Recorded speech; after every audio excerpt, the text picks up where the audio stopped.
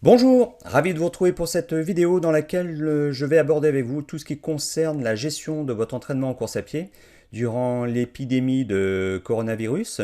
Alors en fait, cette vidéo va reprendre la totalité du contenu de la conférence que j'ai organisée il y a quelques jours, mais pour laquelle malheureusement on a eu un souci technique et qui fait que l'enregistrement issu de cette conférence n'est pas exploitable. Et donc grâce à cette vidéo, vous allez pouvoir avoir accès de retour et de nouveau à l'ensemble du contenu de cette conférence, hein, que vous ayez déjà assisté à la conférence, que vous n'ayez pas pu assister donc mercredi à la conférence. Allez, c'est parti. Alors, l'objectif de cette visioconférence, enfin de cette vidéo du coup, ça va être de voir justement quels vont être les impacts au niveau de votre entraînement suite aux restrictions qui ont été prises au niveau de la pratique de la course à pied, et puis aussi surtout au niveau de la gestion de votre saison, et puis comment envisager la suite de votre saison une fois que l'épidémie sera terminée et que vous pourrez de retour vous entraîner correctement. Alors pour ça, avant d'aborder cet aspect-là de la vidéo, je vais aussi quand même faire un petit rappel sur les conduites à tenir en cas de maladie, hein, parce que je vois trop souvent de coureurs avoir de mauvaises habitudes et ça m'embête toujours, hein, de les voir pratiquer dans certaines conditions. Donc je ferai un petit rappel par rapport aux conduites à tenir en cas de maladie. Ensuite, donc, on verra tout ce qui est lié à la gestion de l'entraînement durant l'épidémie. Et puis, comme j'ai dit tout à l'heure, on verra aussi comment gérer la suite de votre saison après l'épidémie. Alors normalement, il y avait une partie questions-réponses qui était prévue dans le cadre de la conférence, mais cette partie-là, vous comprenez bien qu'elle ne sera pas, elle sera pas accessible à travers cette vidéo. Alors, première partie, un petit rappel sur les conduites à tenir en cas de maladie. Lorsque certains d'entre vous sont touchés par un petit virus saisonnier, un gros rhume ou un léger état grippal, donc avec ou sans fièvre, malheureusement, il y en a beaucoup qui s'obstinent à vouloir continuer de courir. Ils sont persuadés par le fait de faire un effort physique, de transpirer. Alors certains même mettent un kawaii pour encore transpirer davantage. Ils sont persuadés qu'ils vont tuer quelque part le virus. Or, ce genre de pratique est vraiment à proscrire. En effet, hein, lorsque vous êtes malade, lorsque vous êtes atteint de ces maladies bénignes, le corps quand même est mis à rude épreuve et ça va se manifester par soit un état de fatigue générale, hein, qui va s'installer très rapidement. Vous allez être à plat, vous allez être fatigué. Donc si vous voulez vraiment aller courir sur cet état-là, vous allez empirer l'état de fatigue. Ensuite, il ne faut jamais perdre de vue qu'un virus, il diffuse dans l'ensemble de l'organisme. Il ne va pas se contenter de se loger au niveau des voies respiratoires. Il va aussi diffuser dans l'appareil digestif. Il va se fixer aussi parfois sur les muscles du cœur, sur les muscles des jambes. Donc il va fragiliser l'ensemble de l'organisme.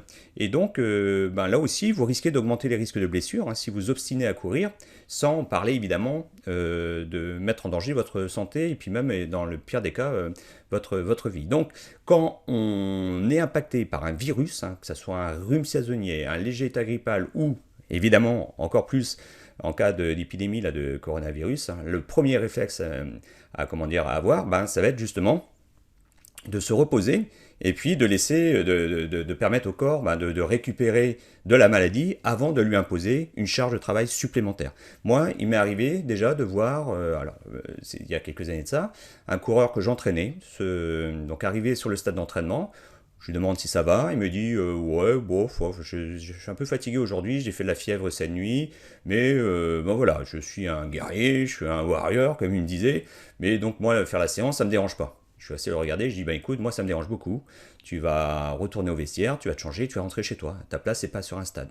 Donc il m'avait regardé avec un regard un peu surpris et je lui ai dit, je lui ai expliqué de A à Z pour quelle raison je voulais le voir rentrer chez lui et il a fini par comprendre. Mais voilà, donc quand on est malade, quand on est impacté par un virus, par une petite maladie, le premier réflexe à avoir, c'est on se met au repos. Alors ça peut être une semaine, hein, quand c'est un petit rhume.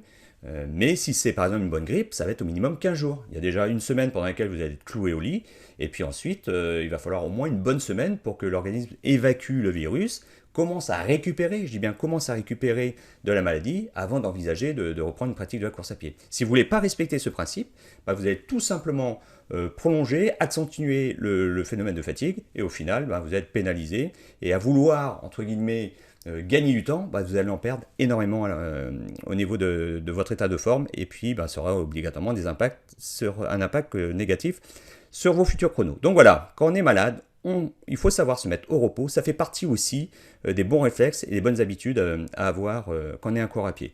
D'ailleurs, hein, ce genre de conseils, hein, je les donne ceux qui ont déjà eu l'occasion d'accéder à mes programmes courir un 10 km, courir un semi-marathon, courir un marathon. C'est pas pour rien que je mets systématiquement dans chacun de ces programmes un module dans lequel j'explique comment éviter la blessure. Et dans ce module-là, vous avez un chapitre qui, justement, donne les conduites à tenir dans ce cas de figure.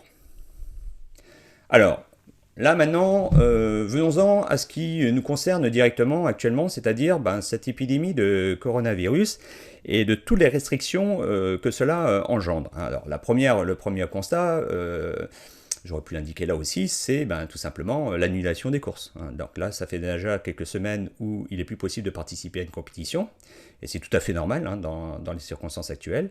Mais aussi, en tant qu'individu, en tant que coureur isolé, on est soumis maintenant à certaines règles.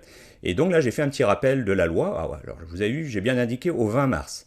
Au moment où je fais cette vidéo, parce que la situation évoluant de jour en jour, même des fois d'heure en heure, ce qui est vrai aujourd'hui ne le sera pas obligatoirement dans quelques jours. D'ailleurs, je vais évoquer tout à l'heure qu'est-ce qui va se passer si jamais on arrivait vers une interdiction totale de courir. Alors pour l'instant, on a une petite chance dans tout ce qui se produit, enfin tout ce qui se passe aujourd'hui, c'est qu'on peut encore continuer à sortir pour faire de l'exercice physique uniquement à titre individuel, c'est-à-dire hors de question de partir courir en groupe, et aussi à la condition que ça soit autour du domicile et sans aucune forme de rassemblement. Donc comme c'est ça que la loi spécifie de manière précise. Et puis aussi, depuis quelques jours, là, face à l'excès et à l'inconscience et à l'incivisme de certains coureurs, apparaît maintenant la notion de courir à 2 km maximum autour de chez soi, est de plus en plus présente dans les différentes interventions de ministres. Je ne serais pas surpris que d'ici peu, on le voit s'inscrire dans le texte de loi.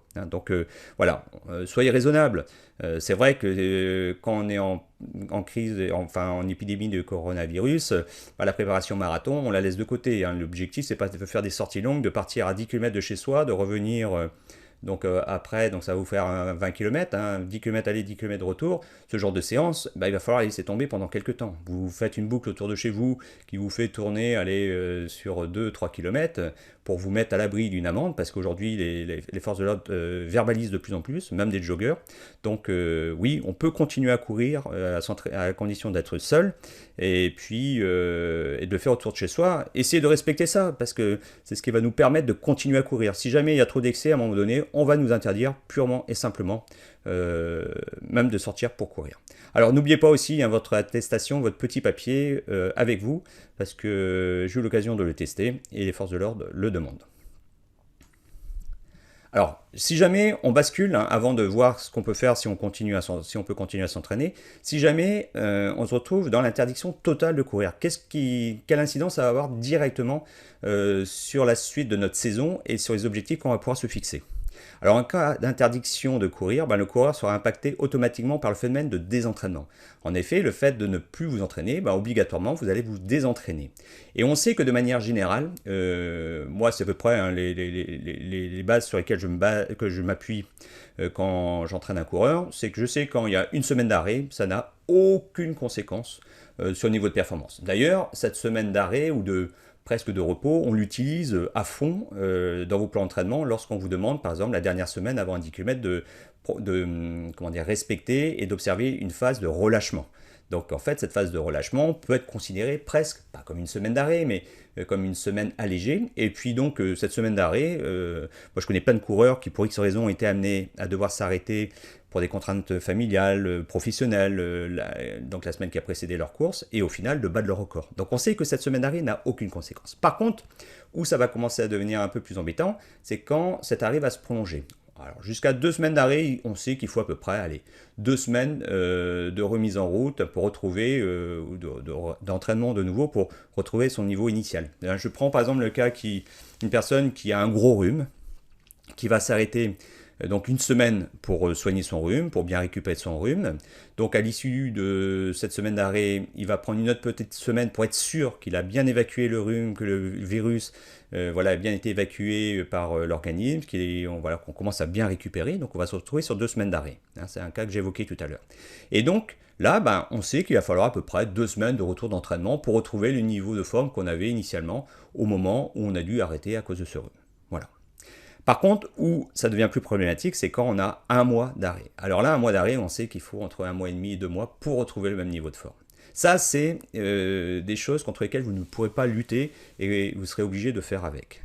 Alors, ça signifie quoi? Ça signifie que si jamais on est dans l'interdiction totale de courir, si on est entre 1 à 2 semaines d'impossibilité, ça veut dire qu'on pourra reprendre et poursuivre le plan qu'on a éventuellement actuellement engagé et débuté. Par contre, si c'est 1 mois et plus d'arrêt, au cas où on est en interdiction totale de courir, alors à ce moment-là, il faudra repartir sur une préparation complète et il faudra oublier totalement les objectifs qu'on s'était fixés et puis repartir sur une préparation de A à Z. Voilà, il n'y a pas trop d'autres solutions. Alors maintenant, on va rester sur le côté, entre guillemets, positif de la chose, et on va croiser les doigts pour que justement on puisse continuer à courir. Alors, comme je disais, le constat qu'on fait aujourd'hui, c'est que l'annulation de toutes les courses en France, à mon avis, est prise pour de très longues semaines, et comme ça, au feeling, en essayant d'analyser un peu la situation, je ne vois pas comment les compétitions pourront reprendre au moins avant la fin mai. Et quand je dis fin mai, quand j'annonce ce genre de délai, j'ai l'impression d'être optimiste. Alors après, j'espère que l'avenir me dira que j'avais tort, mais malheureusement, j'ai peur que ça soit même prolongé peut-être jusqu'à fin juin. Et donc, si aujourd'hui vous étiez dans une préparation type semi-marathon ou marathon qui nécessite 10 à 12 semaines, pour moi un semi-marathon il faut 10 semaines de préparation, un marathon il faut au minimum 12 semaines pour faire un truc correct, et qui était programmé pour la fin mai ou début juin, mi-juin par exemple, comme qu'est-ce qu'on a comme grosse course? On a par exemple le semi-marathon Pegasus, le marathon des courants de la liberté, donc c'est le gros événement qui a lieu à Caen. Là, on est pile dans une zone où il y a encore beaucoup d'incertitudes. Et donc là, si vous poursuivez ce type de préparation, vous risquez de vous exposer tout simplement à une annulation de votre course. Donc, pour moi, là, pour la suite de la saison, celle qui va aller donc du mois de mars jusqu'au mois de juin, si j'étais vous, c'est comme ça que je gère moi avec les coureurs que j'entraîne personnellement en direct, si j'étais vous, j'oublierais ces objectifs et je viendrais me reconcentrer sur le 10 km. Alors je vais vous expliquer pourquoi, quels sont les avantages de cette option-là. Parce qu'en fait, grâce à cette approche-là de votre entraînement dans les semaines à venir, ça va permettre déjà de réaliser un travail d'entretien, des qualités de base, de vos qualités de base de coureur à pied, sur lesquelles on pourra ensuite venir s'appuyer lorsque le feu vert sera donné pour la reprise. C'est-à-dire que moi, la stratégie que je vais vous présenter, que je vais vous exposer là dans la suite de la vidéo, c'est que dans un premier temps, le temps qu'on y voit un peu plus clair, on va mettre en place des cycles de travail où l'objectif va être d'entretenir l'ensemble de vos qualités de base, aussi bien au niveau cardiovasculaire qu'au niveau musculaire. Et donc, grâce à ce travail, au moment où on y verra un peu plus clair et où on aura le feu vert pour que les compétitions reprennent, il suffira à ce moment-là de basculer de ce travail d'entretien vers un travail spécifique 10 km, qui aura pour but de vous préparer vraiment à ce moment-là pour votre 10 km, et très rapidement on pourra enclencher les choses. Ça va nous donner énormément de souplesse. Souplesse qu'on n'aurait pas si on continue à vouloir partir sur une préparation semi-marathon ou marathon pour le mois de juin, pour les courses éventuellement qui pourraient reprendre avant l'été. Donc, si on veut continuer à faire quelque chose de construit, de structuré, moi, sincèrement, c'est l'option que je vous conseille. Il y a certains qui peut-être aujourd'hui sont aussi des coureurs de trail. Coureurs de trail, je reviens sur la notion de distance à laquelle on peut s'éloigner de chez soi. Je rappelle que vous n'avez pas le droit d'aller courir en forêt, vous n'avez pas le droit d'aller courir dans les montagnes. Même si vous habitez à la montagne, vous êtes soumis logiquement à cette distance à ne pas franchir au-delà de chez vous pour éviter d'être verbalisé. Donc, même les coureurs de trail, ça peut être intéressant. Alors, si vous êtes des coureurs de trail long, de revenir sur des schémas, vous commencez à vous entraîner pour des schémas beaucoup plus courts, hein, des trails de 10, 15 km. Même si vous êtes habitué à des trails de 40, 50, 60 km, ça vous fera du bien de revenir sur des distances plus courtes aussi. Donc, comme je disais tout à l'heure, ou il y a quelques instants, si vous êtes en pleine préparation semi-marathon ou marathon, bah moi je vous conseille d'interrompre le plan qui est actuellement en cours, de prendre une semaine de repos, voilà, hein, parce que vous étiez peut-être déjà bien avancé dans votre plan marathon, donc ça commençait déjà peut-être à tirer un peu au niveau fatigue, donc vous prenez une bonne semaine de repos, et ensuite de basculer sur un cycle de travail d'entretien que je vais évoquer, que je vais présenter dans quelques instants. Et puis, ben, pour la suite de la saison, hein, une fois que vous aurez effectué ce plan d'entretien jusqu'à l'été, si jamais il n'y a pas de 10 km, ben, à ce moment-là, au moment où, on va dire, l'épidémie sera passée, on va considérer qu'à l'été, on devrait y voir plus clair, à ce moment-là, il sera temps de vous refixer des nouveaux objectifs pour l'automne, et puis ben, de retravailler vos distances privées, comment dire, préférées, c'est-à-dire soit le semi-marathon, soit le marathon. Alors l'autre possibilité aussi que vous avez aujourd'hui, si vous êtes dans cette situation, c'est de vous dire, bon voilà, là aujourd'hui il est compliqué de s'entraîner. Moi ce qui m'intéresse c'est le marathon. J'ai un marathon de prévu début octobre, ça signifie qu'il me faut 12 semaines de préparation.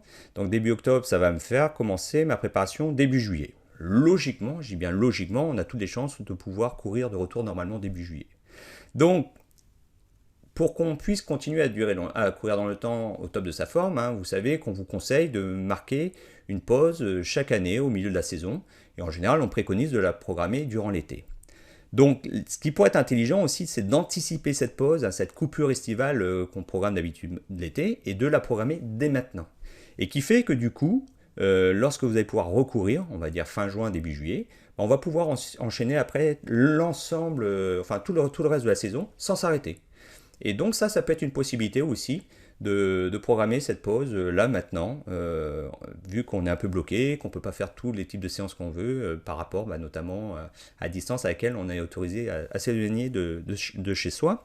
Et puis du coup, en ayant fait cette pause-là, on aura beaucoup moins de risques d'accumuler de la fatigue hein, sur le reste de la saison, et on pourra enchaîner donc mai, juin, juillet, août, septembre, octobre, novembre sans difficulté.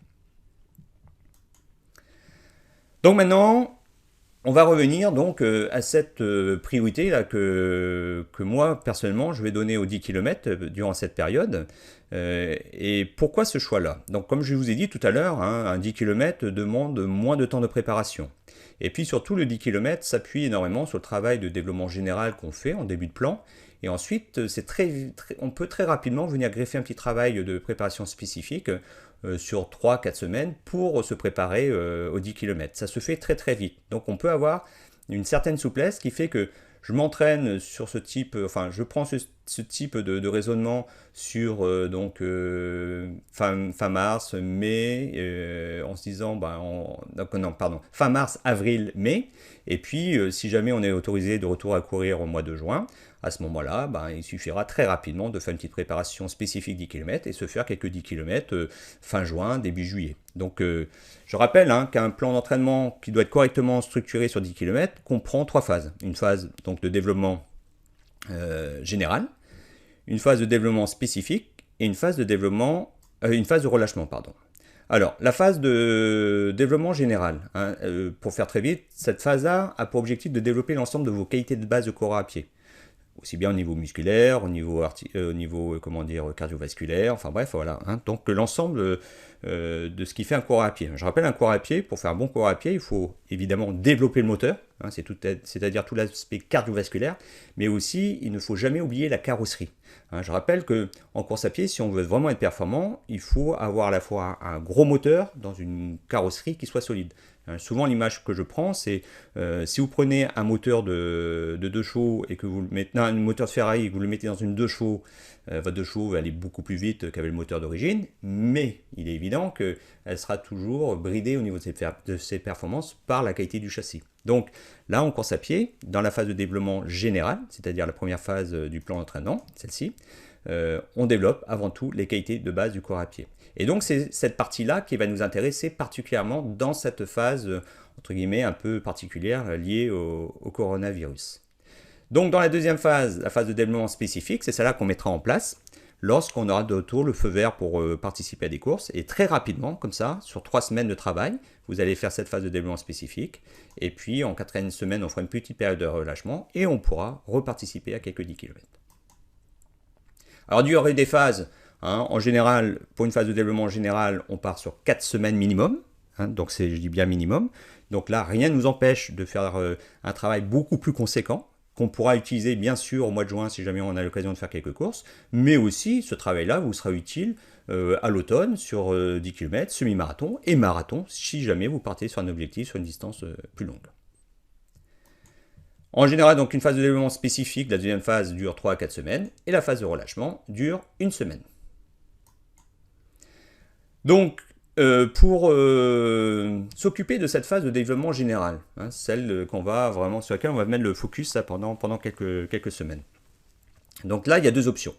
Soit vous allez vous appuyer sur le contenu des 4 premières semaines de développement général des plans 10 km, c'est-à-dire que quand vous prenez mes plans d'entraînement, ils sont toujours structurés de la même façon, une phase de développement général, une phase de développement spécifique. Donc les 4 premières semaines de votre plan d'entraînement 10 km, vous allez pouvoir prendre son contenu et pouvoir le répéter 1, 2, voire peut-être même 3 fois. C'est-à-dire que chaque cycle fait 4 semaines. Donc s'il faut qu'on se mette en attente, entre guillemets, pendant 8 semaines, vous allez répéter 2 fois ce cycle-là.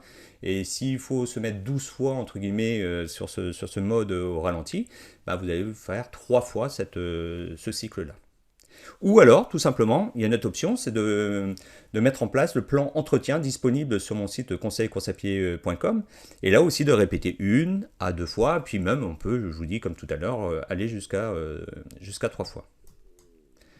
Alors, l'objectif de ce cycle, comme j'ai dit, ça va être de développer l'ensemble de vos qualités de base, et puis surtout, il va falloir aussi s'attacher à respecter un équilibre dans vos allures de travail. C'est-à-dire que si vous voulez bénéficier à fond de cette période, il va falloir quand même réfléchir de telle sorte à ce que je puisse équilibrer l'ensemble des allures qui vont faire que je vais obtenir un développement harmonieux de l'ensemble de la filière aérobie. La filière aérobie, je rappelle, c'est celle qui fournit toute l'énergie à vos muscles sur des efforts de longue durée. 98% de l'énergie est fournie par la filière aérobie.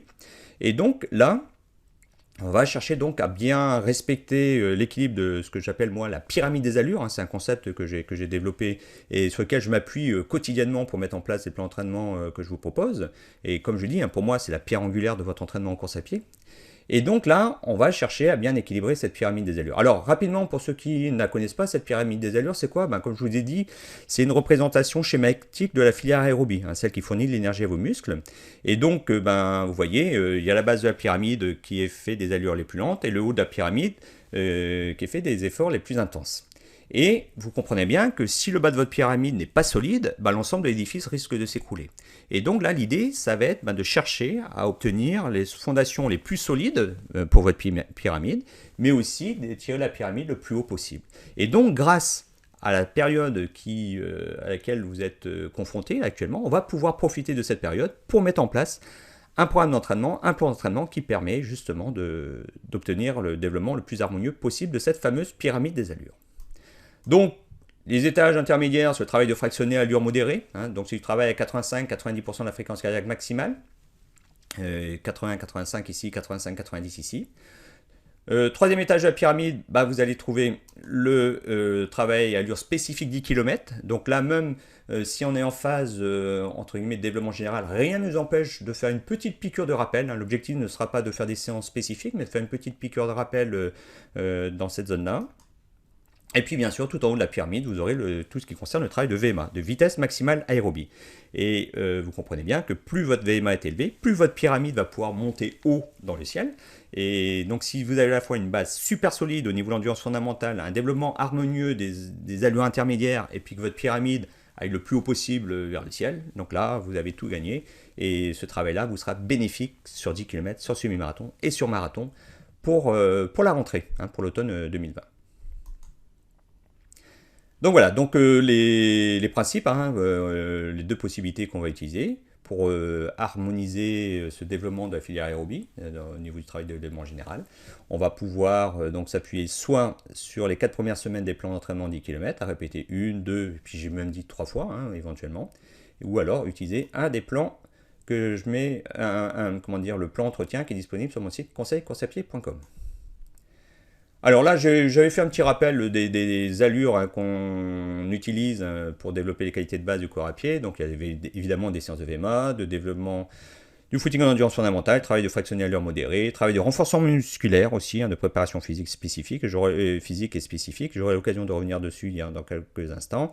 Et augmentation progressive de la charge de travail. Ça, c'est vraiment dans le cadre d'une préparation qu'on est sûr de mener du début à la fin. C'est-à-dire qu'on va profiter des premières semaines pour augmenter progressivement la charge de travail et l'intensité des efforts. On ne va pas attaquer au maximum dès les premières semaines. Donc les séances à réaliser, vous voyez, footing, les séances de VMA, travail de fractionné, et puis préparation physique spécifique, et puis une petite piqûre d'allure éventuellement à l'allure spécifique 10 km. C'est pas une nécessité, mais ça peut être intéressant en effet. Ou la possibilité, comme je vous dis, hein, soit vous prenez donc un des plans que je mets à votre disposition sur mon site, hein, donc qui utilise ce schéma-là, ou alors tout simplement de prendre le plan entretien. Donc vous avez vu ici à l'accès, vous allez sur mon site conseilcoursapied.com, vous allez sur l'onglet plan, et après vous allez sur l'onglet plan entretien, vous arriverez directement sur ce programme-là. Alors vous allez voir ici, il y a une colonne, il y a mis 3, 4, 5, 6.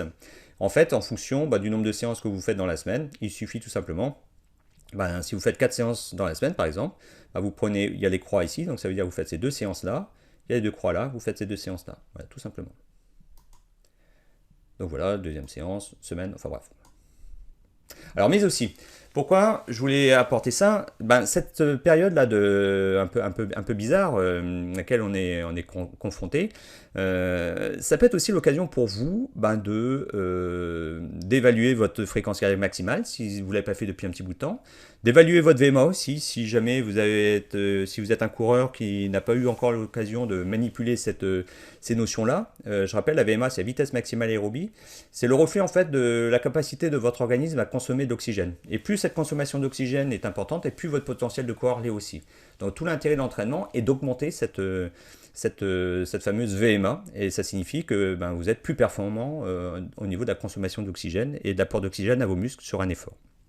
Et puis, donc la première étape, c'est d'évaluer cette VMA, et puis aussi s'initier à ce type de séance. Certains d'entre vous n'ont pas eu encore vraiment l'occasion de faire ce type de travail, et donc ça peut être intéressant là de vous initier à ce type d'exercice.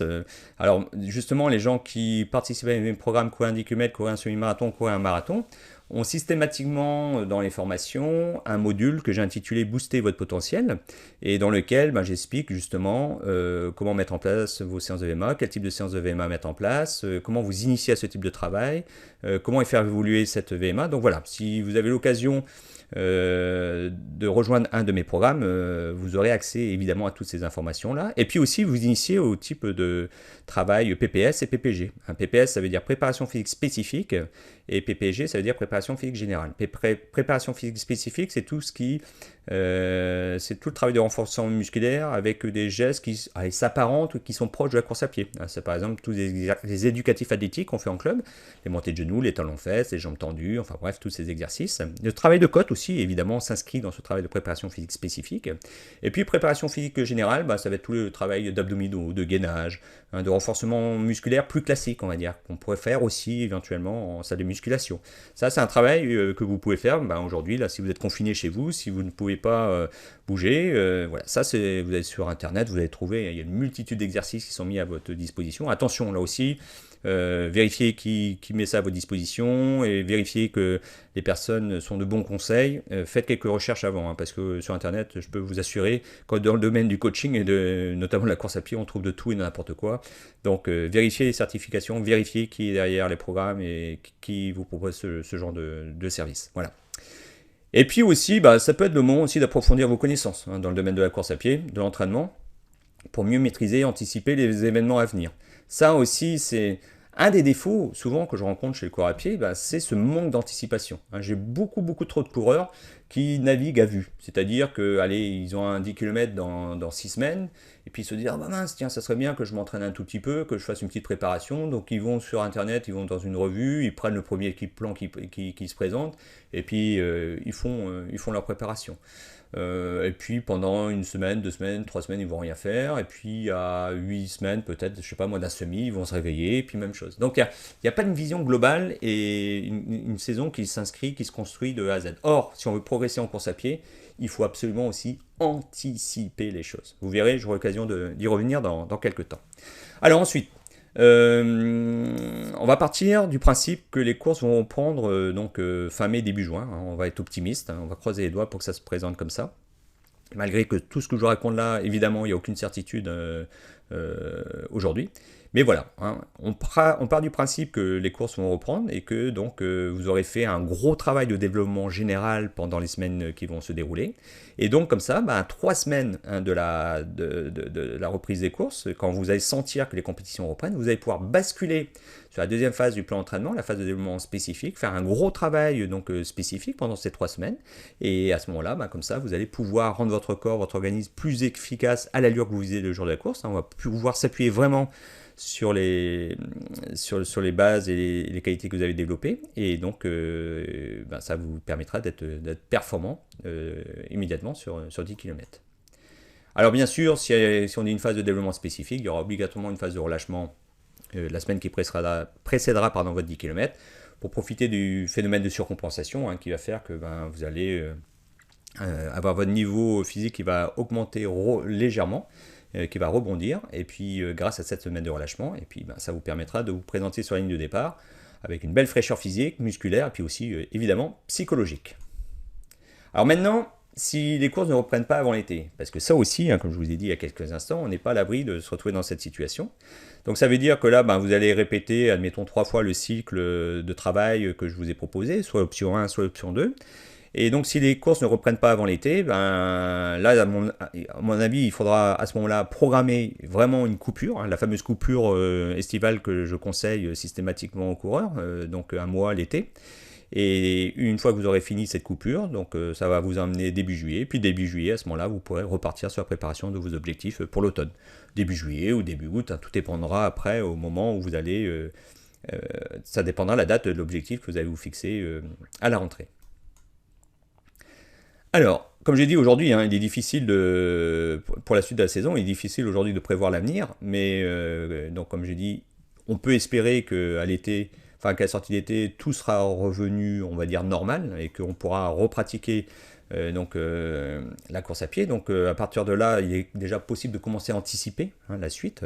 Hein, comme je vous disais tout à l'heure, pour moi, ça c'est une des choses qui est souvent négligée chez le coureur à pied, cette anticipation des choses et de réfléchir, de voir, d'avoir un peu de visibilité à 4, 5, 6 mois hein, dans sa saison pour voir vraiment où on va et comment on construit le chemin pour y aller. Et donc, pour que vous ayez quelques repères, il faut que vous sachiez que pour préparer correctement un 10 km, il faut prévoir 8 semaines. Donc voilà, vous allez caler votre préparation par rapport à l'objectif et donc vous allez commencer votre préparation 8 semaines avant l'objectif. Pour un semi-marathon, pour faire correctement les choses, on va partir sur un minimum de 10 semaines. Et puis pour un marathon, hein, c'est au minimum, ça c'est le minimum syndical, 12 semaines. Et donc ensuite, il suffira, comme j'ai dit, il restera tout simplement à débuter votre préparation en fonction de la date de votre prochain objectif et du nombre de semaines nécessaires pour le préparer. Voilà, donc ça, c'est relativement basique hein, pour la suite de la saison. Une fois que tout sera revenu normal, il sera beaucoup plus facile de gérer son entraînement. On reviendra sur quelque chose de plus simple et de plus normal. Alors, je voulais finir cette vidéo par une notion hein, qui est celle de l'anticipation.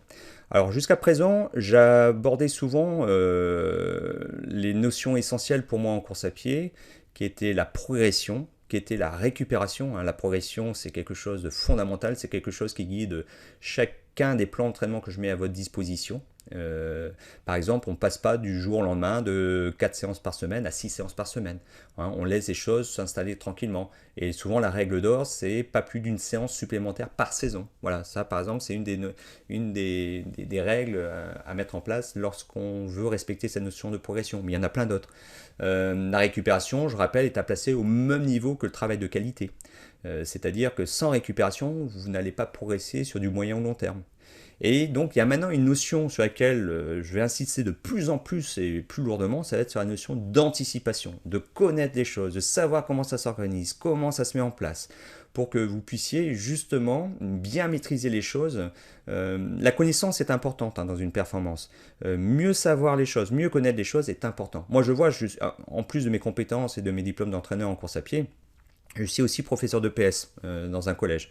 Et on sait que les enfants apprennent mieux quand ils comprennent ce qu'ils font. Et donc le coureur à pied, c'est pareil.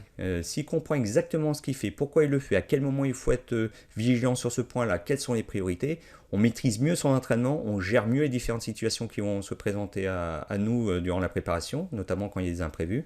Et ça évitera de faire les bêtises. Hein. Comme je dis, 85% des coureurs à pied commettent des bêtises dans l'entraînement ou le jour de la compétition. Et quand je dis 85%, je suis souvent très très très gentil.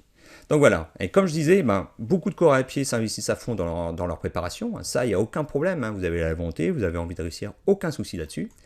Beaucoup de coureurs enchaînent des séances très éprouvantes, persuadés que c'est comme ça qu'on progresse efficacement et très rapidement. Or, une fois de plus, attention, c'est pas la meilleure des stratégies, bien au contraire. Moi, il m'arrive souvent de récupérer des coureurs qui sont au fond du trou parce qu'ils en font des tonnes et des tonnes, et le fait de rééquilibrer l'entraînement, de retirer des séances, ça les fait progresser. Et ils sont très très surpris du résultat parce que tout simplement, ils étaient partis sur une dose d'entraînement et un volume d'entraînement beaucoup trop dur et beaucoup trop important pour eux. Et donc, comme je dis, beaucoup de coureurs agissent et fonctionnent à vue, ils n'ont pas beaucoup d'anticipation et ne planifient pas leur saison de manière globale. Alors, on n'est pas obligé de programmer sa saison au jour le jour, mais d'avoir au moins une trame générale sur laquelle s'appuyer, se dire, tiens, je vais commencer par ça, je vais mettre ça en place, et je vais m'organiser comme ça. Alors ça, bien sûr, évidemment, ça nécessite des connaissances. Et c'est pour ça que je me disais, tiens, cette période-là, en plus de faire un travail de développement général, en plus de développer vos qualités de base de coureur à pied, ça serait peut-être intéressant pour les coureurs de commencer à se pencher un peu plus justement sur les connaissances, sur ce qu'il faut connaître pour bien maîtriser son entraînement. Et donc, pourquoi pas profiter de cette période un peu off pour se former, pour approfondir ses connaissances et ainsi devenir plus autonome dans la gestion de l'entraînement en course à pied. Et puis, comme ça, prolonger son plaisir de courir et puis son expérience en course à pied. Et c'est pour ça que j'ai pris la décision, en cette période un peu particulière, de prolonger une offre que j'ai proposée il y a quelques semaines.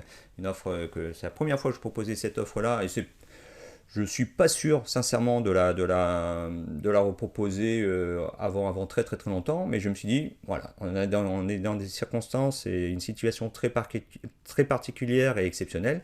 Donc, pour vous aider, justement, dans l'anticipation, dans la mise en place de votre future saison, j'ai décidé donc de vous donner accès de retour à cette offre Pack Courir 360 que j'ai mis en place maintenant il y a quelques mois, pour justement vous aider à y voir plus clair et à gérer au mieux tout ce qui sera par exemple travail de VMA, travail de mise en place de préparation physique spécifique et générale, comment évaluer sa fréquence cardiaque maximale de manière fiable, sa VMA pareil de manière fiable, enfin bref, comment structurer son plan d'entraînement 10 km, semi-marathon, voilà. Et donc, il faut savoir que ce pack Courir 360 englobe l'ensemble des contenus des programmes justement courir un 10 km, courir un semi-marathon, courir un marathon, ce qui représente en tout plus de 60 vidéos et tutoriels sur l'entraînement 10 km semi-marathon et marathon. En tout, c'est 20 heures de vidéos et des tutoriels dans lesquels j'explique de A à Z. Je suis devant mon tableau, je suis sur le stade, enfin bref, voilà, j'essaie de passer en revue l'ensemble de ce qui me semble essentiel. C'est à la fois en fait un condensé déjà de mes 30 ans d'expérience en course à pied, de toutes les formations que j'ai fait au niveau de la Fédération française d'athlétisme. Il faut savoir aussi que par mon diplôme d'entraîneur, je suis habilité à former les autres entraîneurs, donc je sais exactement ce qu'on leur donne comme contenu, comme information, comme connaissance. Donc là, j'ai intégré aussi tout ça dans ces formations. Et puis aussi, évidemment, ça regroupe aussi toutes les questions de coureurs que les coureurs peuvent me poser soit sur le terrain, soit au téléphone, soit par mail. Enfin bref, voilà, c'est un condensé de tout ça. Et qui a fait que du coup, bah, j'ai créé ces formations. Et là, vous avez accès à l'ensemble de tout ça, qui représente tout 27 modules, hein, qui portent sur des thèmes bien précis. Il y a un thème qui va être par exemple comment courir, comment éviter de se blesser en courant, comment booster son potentiel.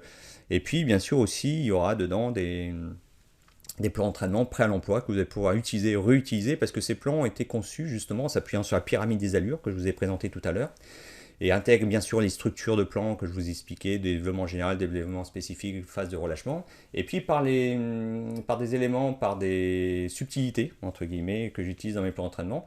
Je sais que ces plans d'entraînement vont s'adapter automatiquement à votre profil de coureur, à votre état de forme. Et puis ces plans, vous allez pouvoir les réutiliser autant de fois que vous voulez, parce qu'ils s'adaptent automatiquement à votre nouveau niveau de performance. Si jamais vous améliorez votre record sur 10 km, ben vous allez pouvoir le réutiliser pour le prochain 10 km. Il suffira juste d'adapter une allure vos allures sur une séance type. Je l'explique très bien dans ces programmes-là, comment procéder. Et vous allez pouvoir, comme ça, réutiliser autant de fois que vous voulez ces plans. Voilà. Alors, voilà, donc après, là je vous ai fait une petite capture d'écran de comment ça se présente, hein. Vous avez le programme, vous avez tous les modules ici, les 27 modules. Donc là il n'y a pas tout à fait, hein, parce qu'il n'y avait pas assez de place. Ensuite, pour chacun des modules dedans, il y a des vidéos qui s'appellent des chapitres ici, hein, donc vous allez pouvoir visionner. Et puis chaque chapitre, vous avez une vidéo, un peu de texte gris présent dans la vidéo, et puis aussi surtout des fichiers PDF qui reprennent les points clés de la vidéo et que vous allez pouvoir télécharger, hein, garder, vous allez pouvoir utiliser et puis mettre sur votre ordinateur. Et ça vous permet, comme ça, si vous n'avez pas envie de revisionner la totalité de la vidéo, de vous remémorer les éléments essentiels de la vidéo. Alors, il faut savoir donc, que les programmes courir 10 km, le prix normal public c'est 197 €. Le prix du programme courir un semi-marathon, c'est 297 €. Et le programme courir un marathon, c'est 397 €. Donc si on faisait un total, hein, ça fait 891 €. Or, évidemment, je sais qu'il y a peu de coureurs qui peuvent se permettre un tel investissement pour leur pratique de la course à pied. Et c'est pour ça, là, dans le cadre un peu exceptionnel de ce qui nous arrive aujourd'hui, j'ai décidé de vous donner accès à l'ensemble du pack Courir 360, hein, qui regroupe l'ensemble du contenu de ces 3 programmes, au tarif de 117 €. Voilà, tout simplement. Donc, si vous voulez vraiment profiter de cette offre, vous savez ce qu'il vous reste à faire. Il suffit tout simplement de cliquer sur le lien qui est situé en dessous de cette vidéo. Après, je ne sais pas sur quel support vous êtes en train de visionner cette vidéo. Est-ce que c'est directement sur mon site ou si c'est sur YouTube? Mais vous verrez, vous regardez en dessous de la vidéo, vous allez trouver un lien qui vous mène vers cette offre. Ou alors tout simplement de taper l'URL http://bit.ly/offre-pack-courir 360. Vous allez voir, ça s'écrit assez facilement. Et donc voilà, si jamais vous voyez encore l'offre disponible, profitez-en immédiatement parce que cette offre-là, je ne vais pas la laisser accessible de manière illimitée dans le temps non plus. Donc si elle est encore accessible, ça veut dire que vous avez de la chance. Si jamais vous arrivez sur la page et que l'offre n'est plus accessible, c'est que vous arrivez un peu trop tard. Voilà, donc soyez réactifs et profitez-en pour justement anticiper les choses. Voilà. Écoutez, j'espère qu'avec cette vidéo, vous avez mieux compris maintenant comment gérer cette période un peu particulière qu'on est en train de vivre et comment adapter votre pratique de la course à pied par rapport à ces événements. Voilà. Écoutez, il ne me reste plus qu'à vous souhaiter déjà bon courage pour la période de confinement que l'on vit.